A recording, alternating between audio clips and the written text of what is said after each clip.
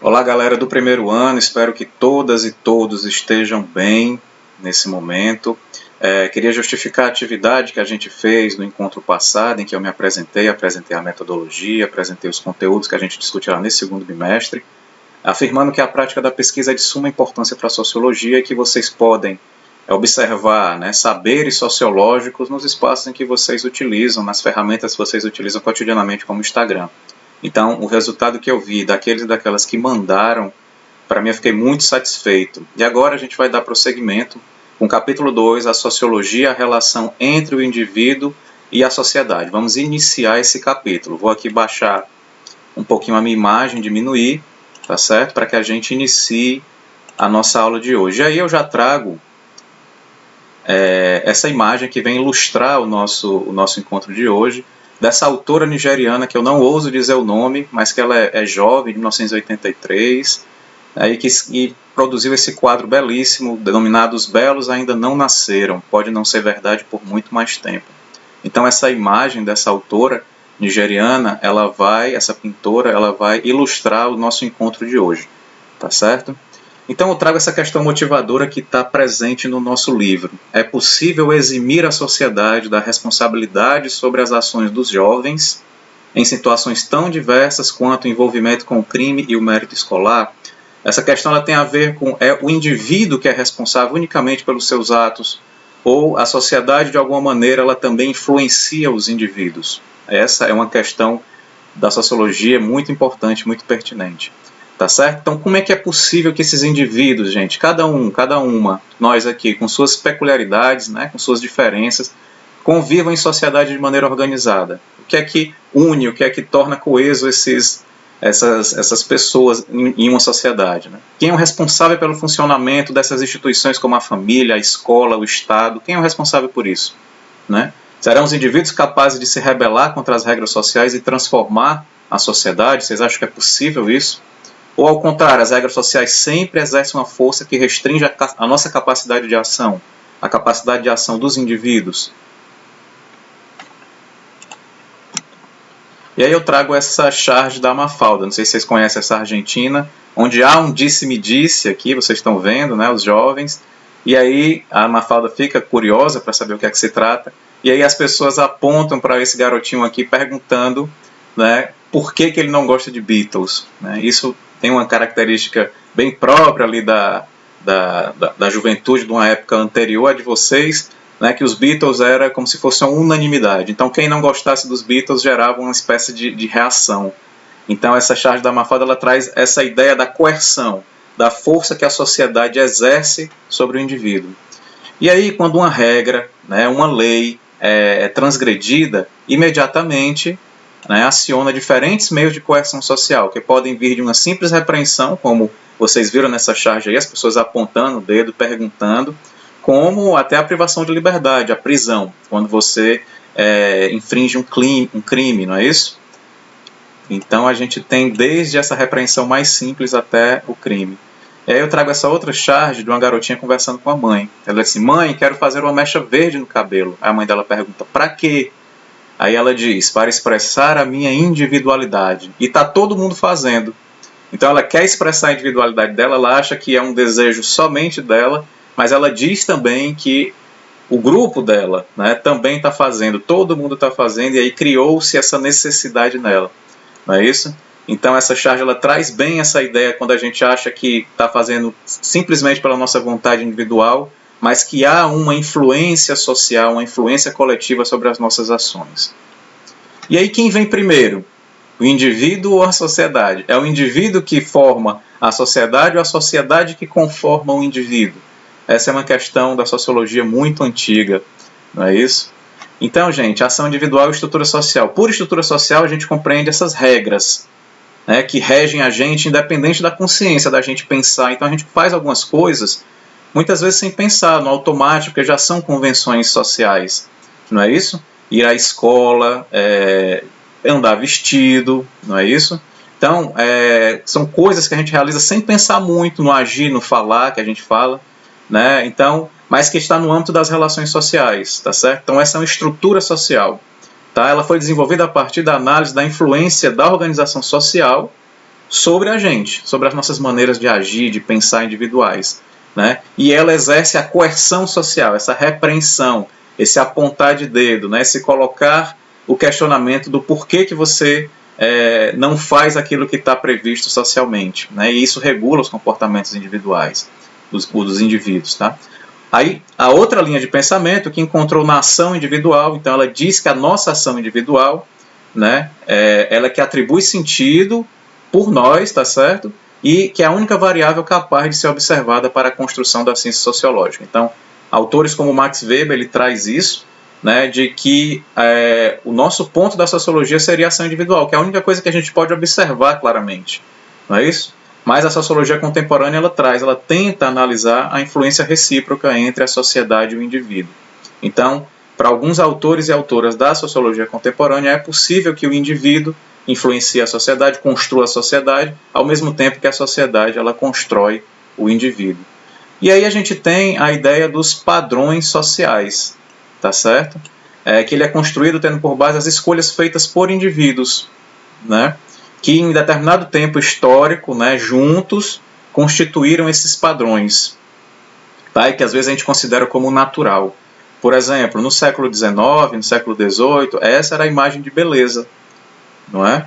Atualmente, na contemporaneidade, nós temos uma beleza com esse formato, está expresso no livro de vocês, tá? Então, esses padrões eles são construídos historicamente, tá certo? Eles não são naturais, eles não são dados, eles são construídos socialmente. Tá certo? E aí, para a sociologia clássica, que inclui aqueles autores que vocês passaram um pouquinho no primeiro bimestre, né? A sociedade, para Emily Durkheim, ela determina os indivíduos, como evidencia os fatos sociais, né? Que exercem uma coerção, que ela é exterior a gente. E para Max Weber, a sociedade é compreendida como resultado da ação social dos indivíduos. Então, para Weber, são os indivíduos que constituem essa sociedade por meio do sentido que dá às suas ações, tá certo? E para Karl Marx, a sociedade e os indivíduos são expressões de contradições de classe.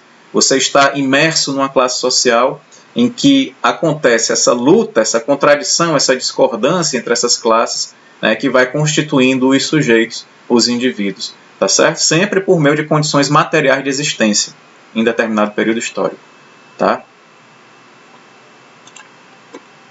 Então, a gente tem aqui um mapa mental, né? Acho que você já deve ter conhecimento dessa metodologia, onde traz ali no cantinho o Emile Durkheim, esse autor francês, né, que produziu essa ideia de fatos sociais, como aqueles costumes, aqueles comportamentos humanos da vida coletiva que exercem coercitividade, força, né, exerce uma certa pressão sobre nós.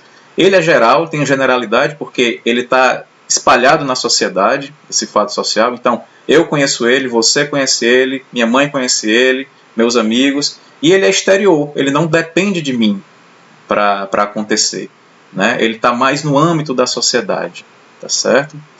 Então, para Durkheim existe esse fato social, que são normas e regras coletivas que orientam e condicionam a ação individual. Vou falar isso aqui algumas vezes para que vocês absorvam isso, tá certo? A solidariedade social que mantém a sociedade coesa, que são laços que nos une os indivíduos na coletividade, né? Ele pode ser construído por meio de semelhanças entre nós, entre nossas consciências individuais, gerando uma solidariedade mecânica que ele chamou, mas também por uma dependência que a gente tem dos indivíduos. Então, eu dependo de outros indivíduos para eu estar em sociedade, né? Há várias formas de trabalho, então eu sou dependente dessas outras pessoas. Eu sozinho não daria conta de constituir a minha vida. E ele cria também o conceito de anomia, que é quando essas regras, né, esses costumes, eles já não conseguem regular a conduta dos indivíduos. E os indivíduos ficam meio soltos, causando risco à sociedade, risco à coesão social. Então, quando isso ocorre, né, quando essas regras não são capazes de nos organizar, há uma situação de anomia. Max Weber, esse autor alemão, né, muito importante também para a sociologia, ele vai trazer a ideia da ação social com sentido, né? O indivíduo ele exerce uma ação social com sentido e outras pessoas elas precisam também ser consideradas nessa ação. Então, essa é a característica da ação social, é todo comportamento cuja origem depende da reação ou expectativa de outras pessoas, né, de outras pessoas envolvidas. Então, é uma ação que eu faço pensando nas outras pessoas também, né, uma interação que eu faço nesse sentido. né, e que ele utiliza valores, nós utilizamos valores sociais, né, motivações, e que vai produzindo sentido a essa ação. E aí vamos dar uma olhadinha nesses valores, tá? nessas características dessas ações sociais. Então tem a tradicional, que é motivada por um hábito arraigado ou costume, por exemplo, cumprimentar tocando a mão, não é isso? Você dá a bênção aos seus avós, não é isso? Muitas pessoas têm essas características, então isso tem a ver com a perspectiva tradicional da ação. A afetiva, que é determinada por afetos ou estados emocionais, né? Por exemplo, você comemora um gol do seu time, né? Quando você vibra com alguma coisa, né? Quando você é motivada por questões emocionais, afetivas, então essa ação tem essa característica. Existe uma racional orientada a valores, então eu tenho meus valores, eu tenho minhas crenças e eu oriento minhas ações nesse sentido, né, em relação às outras pessoas, né, que é um valor importante para o indivíduo, então eu oriento minhas ações nesse sentido. E tem aquela racional orientada a fins, né, que determina algum cálculo que a gente faz, né, determinada por algum cálculo, estabelece algum objetivo, como por exemplo, a gente estar na escola e determinar uma meta de estudo para poder alcançar o ensino superior. Aí minhas ações passam a ser pautadas nessa minha meta, nessa minha finalidade. Então são ações que eu oriento para esses fins, tá certo? E ela tem uma racionalidade, porque ela tem um cálculo. Ela não se dá pelas emoções, ela não se dá somente pelos afetos. Pode acontecer da nossa ação ela ser atravessada por essas questões todas, né? Pelo tradicional, pelo afetivo, pelos valores, pela finalidade. Mas aí o Max Weber cria um tipo ideal, ele cria um conceito que a gente possa visualizar mais claramente, tá certo? E aí nós temos o Karl Marx. Aqui, outro autor alemão, né, anterior aos outros dois, e quem vai falar, claro, que aqui é um mapa mental mais complexo, com mais conceitos que eles utilizam, que a gente vai ver no decorrer do ano aqui. Mas ele traz a ideia de classes sociais, né, que sempre existiram ao longo da história, então ele divide, né, as pessoas em determinadas classes, a gente vai ver no próximo slide, e a ideia da luta de classes, que é o que movimenta a história, que é o que vai constituindo os saberes, é o que movimenta a história. Então, ele pensa, né, que a sociedade e os indivíduos eles se determinam reciprocamente. Tá? E aí ele pensa essa ideia de classe social. Não posso pensar o indivíduo fora da sua classe social. Eu preciso inseri-lo. É isso que ele chama de materialismo. De inserir na sua vida, né, nas suas condições objetivas de vida. Né? Então, ele situa o indivíduo nas classes sociais. E aí ele cita duas classes sociais, que são as de proprietários dos meios de produção, são aqueles que detêm, né, os recursos para produzir os materiais que a gente precisa para a nossa vida, né, como a indústria, o comércio e tal. Então ele tem essa capacidade de produzir. E tem os produtores, que são os trabalhadores, que só têm a sua força de trabalho para vender. Então ele caracteriza esses dois conceitos de classe social, né, os que detêm os proprietários dos meios de produção e aqueles que são os trabalhadores e trabalhadoras que só têm a sua força de trabalho. Então ele elegeu a classe social como uma unidade de análise sociológica, né? É o ponto mais básico, que permite pensar a relação entre indivíduo e sociedade de maneira recíproca, tá certo? Não é possível pensar o indivíduo sem levar em conta sua inserção em uma classe social, ele vai dizer. Né? Do mesmo modo que não é possível pensar a sociedade sem compreendê-la como resultado de um processo histórico, de uma luta de classes, né? Conflito fundamental que move a história da humanidade. Então, aqueles que não detêm os meios de produção, eles entram em conflito com aqueles que têm, né, para tentar melhorar suas condições de vida, e isso vai produzindo a história, isso vai constituindo o indivíduo e a sociedade, tá certo? A gente finaliza aqui hoje, nesse primeiro momento desse capítulo, espero, um pouco denso, traz alguns conceitos importantes, a gente se coloca à disposição para que vocês possam tirar dúvidas. Logo mais, quando eu tiver o e-mail institucional, a gente vai fazer uma live para que vocês perguntem, para que a gente possa fazer uma aula síncrona, não é isso? Uma aula ao vivo, e que a gente possa ir conversando mais abertamente sobre isso. E eu finalizo com essa frase do Max Weber, que ela pode servir de motivação para a gente, quando ele vai dizer que os homens e as mulheres não teriam alcançado o possível se repetidas vezes não tivesse tentado o impossível. Né? Aquele teórico da ação social, ele acha que a ação social, né, que são as nossas ações, elas são capazes, né, de ir construindo a sociedade. Então, quando a gente tenta, busca o possível, alcançar o impossível, né, fica no horizonte. Não é isso? Então, eu queria finalizar com vocês com essa frase do Max Weber, tá certo? E agradecer, pedir para que vocês se cuidem, continuem utilizando máscara, continuem atentos à ciência, cuidando dos seus, e que a gente possa se encontrar num futuro breve, tá? Um ótimo dia para vocês e a gente se encontra mais adiante com a continuidade do capítulo 2. Um abraço em todas e todos.